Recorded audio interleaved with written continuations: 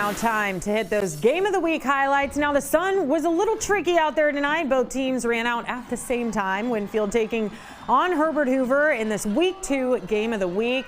The start of this one was all Winfield. General's first drive of the game, Jace Miller finding the angle, and he's able to get a big gain.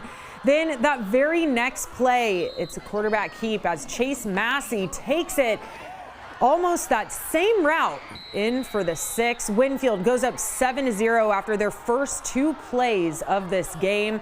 Herbert Hoover with it now, running it down inside the 10. The Huskies also with a quarterback keep as Dane Hatfield gets into the end zone to tie it all up at 7. Winfield then gets back in scoring position here. Massey steps back this time and tosses it to Easton Pinkerton, and he crosses the plane. I'm telling you, that sun was harsh, you guys. Lost the ball there for a second myself. 3 and out for Hoover. It goes back to Winfield right outside the red zone here. It's Massey again with the keeper again to make it 21-7 Winfield.